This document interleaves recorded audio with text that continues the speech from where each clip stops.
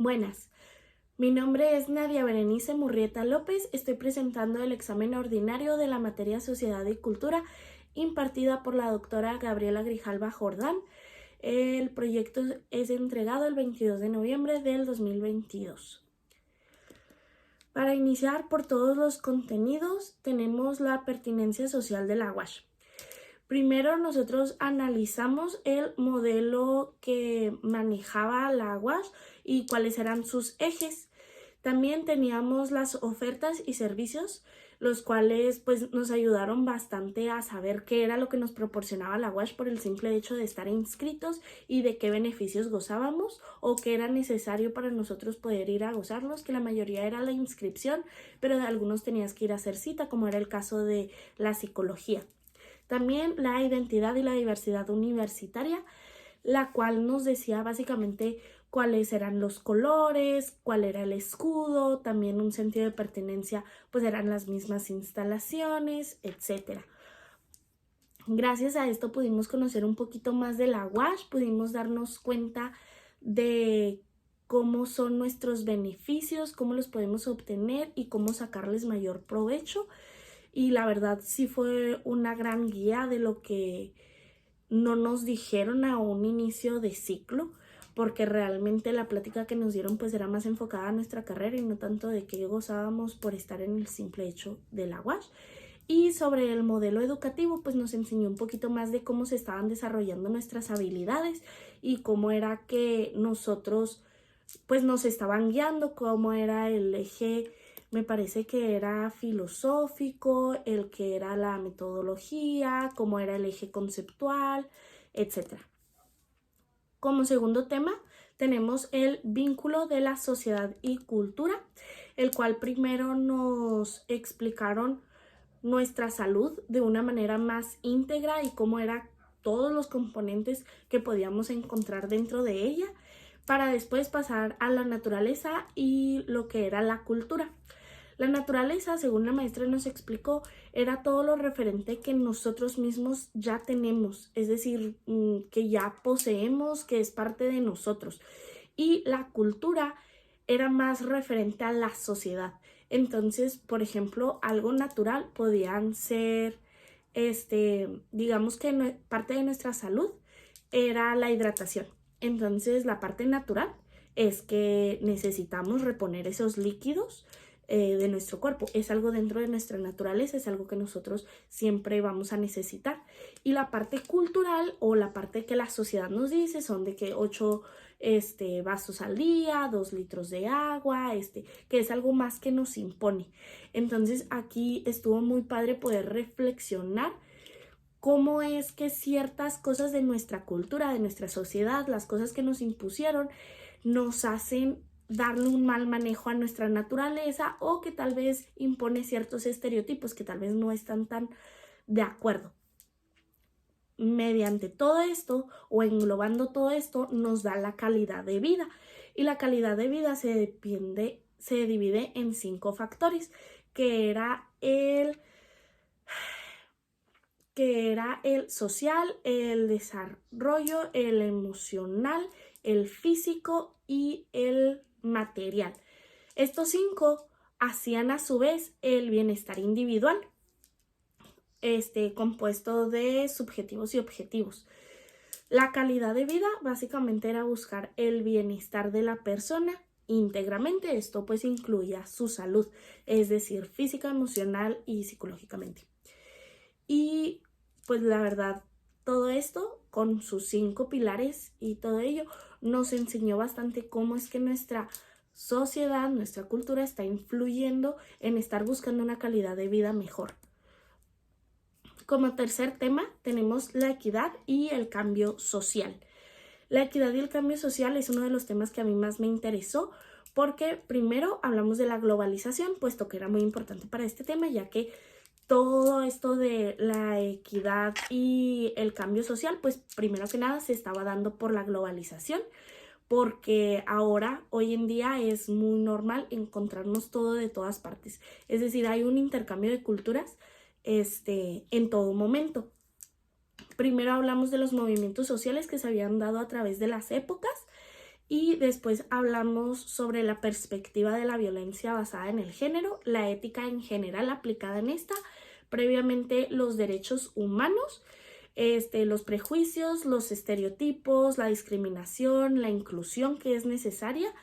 Y todo esto lo hablamos sobre el cambio social que habíamos estado teniendo. Los movimientos nos referían a todas estas luchas que se han tenido durante los años. ¿Por qué se han tenido estas luchas?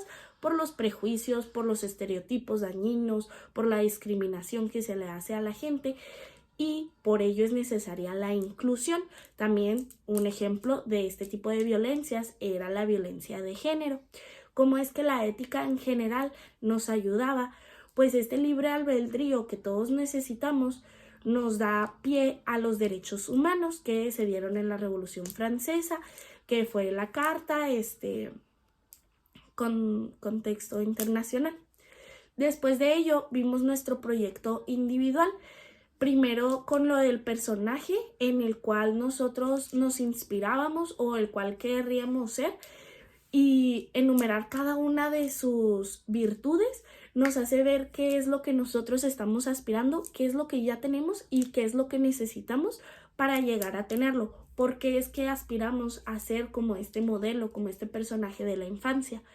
Después de colocar nuestra visión, pudimos plantearnos metas para así colocar un buen cronograma para poder planificar nuestras metas, saber qué es lo que necesitamos, qué es lo que nosotros podemos plantear como unas expectativas más aterrizadas, entre otras cosas. Todo esto vino a ser el autoconocimiento que nosotros teníamos, los valores que ya nos reconocíamos, cuáles eran los que nos faltaban.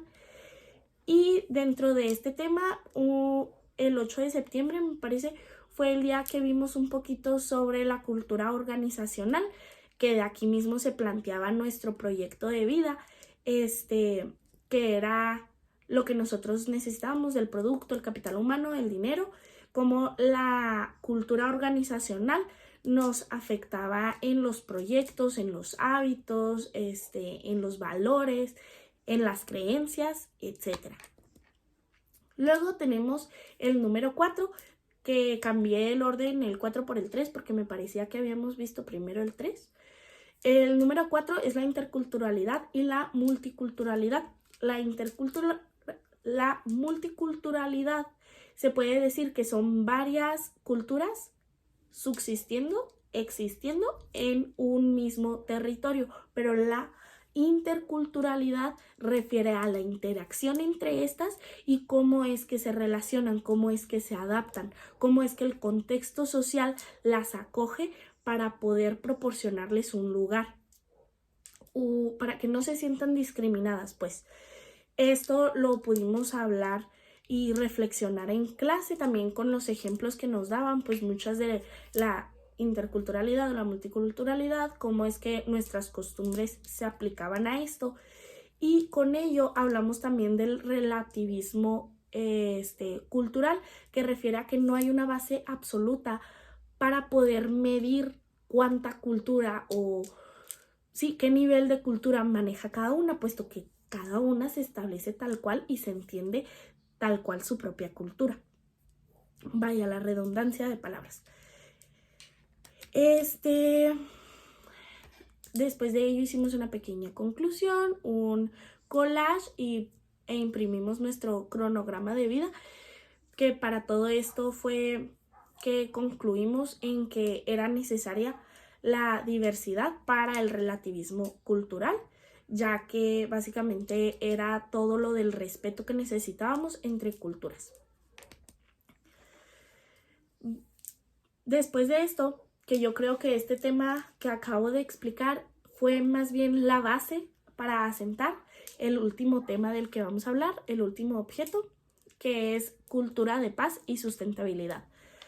Aquí vimos primero la cultura de la legalidad, la cultura, la violencia, que viene siendo el opuesto a la cultura de la paz. También vimos lo que sería la sustentabilidad, la sustentabilidad y el enfoque ecológico mediante lo de nuestra huella. Todo esto creo que fue de los temas que más me gustó porque fue en los que más nos pudimos explayar. Primero, procedimos a definir lo que era la violencia, que es un acto a propósito en el que se abusa de la fuerza o poder sobre algo o alguien. Y después la paz, que es la falta de hostilidad con connotación positiva en un estado de bienestar, de diálogo y reflexión. Es así como la cultura de paz se compone de valores, actitudes y aptitudes que siempre se esté respetando al ser humano, la vida y su dignidad. Por ello, el desarrollo sustentable y la responsabilidad social se consideran cultura de paz. ¿Por qué? Porque el desarrollo sustentable, a partir de que tiene 3 factores: económico, social y ambiental, el desarrollo sustentable siempre va a estar viendo para cuidar los recursos de la ahora para las próximas generaciones, pero satisfaciendo a la población actual. Además, la responsabilidad social habla de esto mismo, de tener un desarrollo sustentable, de tener una conciencia. Entonces, esto lo vimos más que nada en las exposiciones que tuvimos, pero esta relación que estas tienen conlleva a eso mismo, a la cultura de paz. Entre ello también tuvimos el día por nuestra facultad, el cual fue que nos vestimos de verde y de azul y fuimos a quitar hierba, a limpiar, que también se puede dar un ejemplo de la cultura de paz que estábamos teniendo, que nosotros mismos estábamos cuidando los recursos de nuestra facultad para las futuras generaciones. Y también mediante exposiciones es que reconocimos la sustentabilidad y la violencia, que para reflexionar, esto se llevó a cabo para reflexionar la violencia, cómo es que se podía relacionar con la sustentabilidad, aunque suenen tan opuestos. Más bien la sustentabilidad, el desarrollo sustentable y todo esto de que era lo que habíamos estado hablando, la violencia puede surgir este contexto de económico, social y ambiental bajo un contexto de violencia, de una carencia de la cultura de la paz. ¿Cómo es que esto se da? Es que está pasando un avión, perdón. ¿Cómo es que esto se da?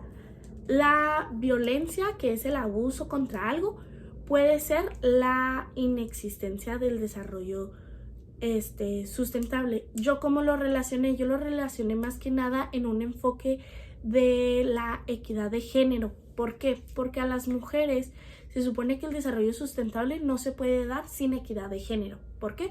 Porque las mujeres son un gran porcentaje de quienes manejan las tierras. En el factor ambiental, en el económico somos una gran parte trabajadora y en el social también somos una gran cantidad de la población. Entonces, por ello no se puede llevar a cabo el desarrollo sustentable sin la equidad de género. Entonces, ¿por qué hay violencia? Porque no está existiendo esta equidad de género.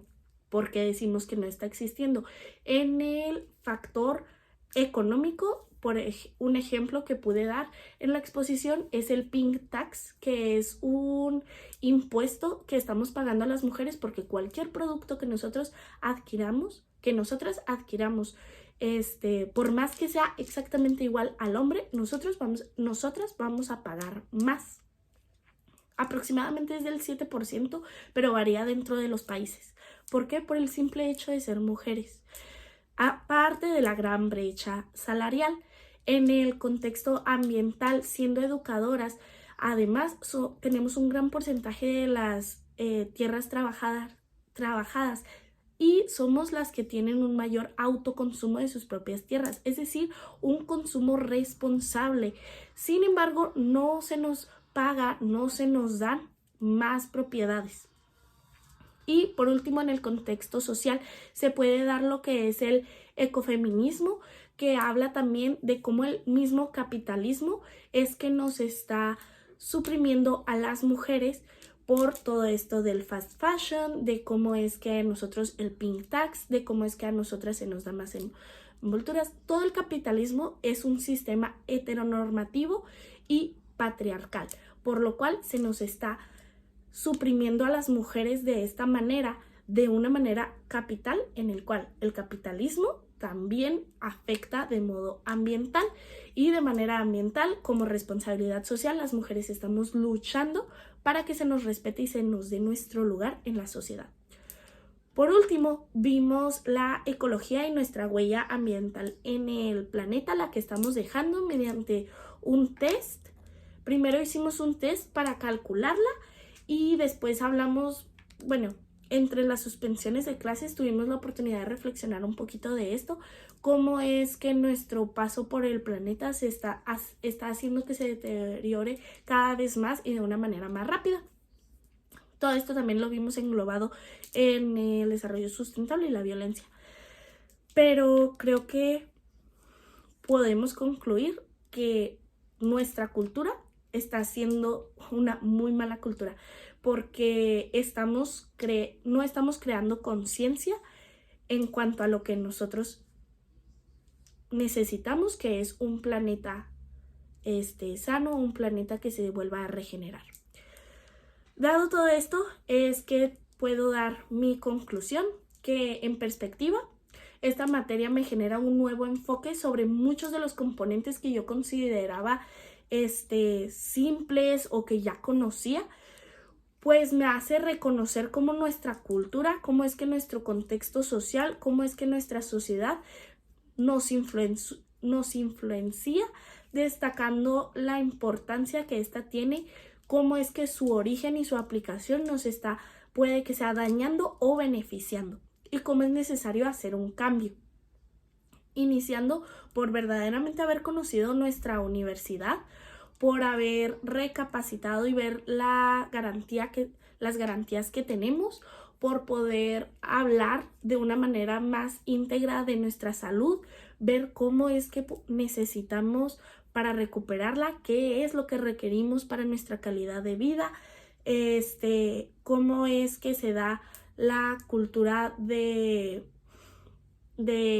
la violencia en la equidad y cómo es que necesitamos un cambio social, los movimientos sociales que hemos tenido, cómo es que entran a fungir los derechos humanos, la visualización del cronograma, que era la cultura organizacional, y entre otros temas como también la interculturalidad, la multiculturalidad en diversos ejemplos que hemos tenido, el relativismo cultural, también desarrollar la cultura de legalidad, la cultura de paz, la cultura la cultura ecológica, la cultura del cambio social, etc. Para el fin del curso, pude entender cómo es que de una manera más compleja me resulta sumamente importante la cultura y cómo se relacionan los diferentes tipos de cultura con nuestra sociedad, con nuestro contexto social y cómo es que se vive en cada día. Nuestra cultura no solo refiere a costumbres, tradiciones o lo que tenemos escritos en un libro, refiere más que nada a qué es lo que hacemos cada día, a cuáles son nuestras intenciones, cómo es que vivimos, cuál es el contexto, el prejuicio, el estereotipo, todas esas normativas imaginarias en las cuales vivimos y cómo es que estas creencias emplean una presión muy importante en nuestro entorno. Esto sería todo por mi parte. Muchas gracias.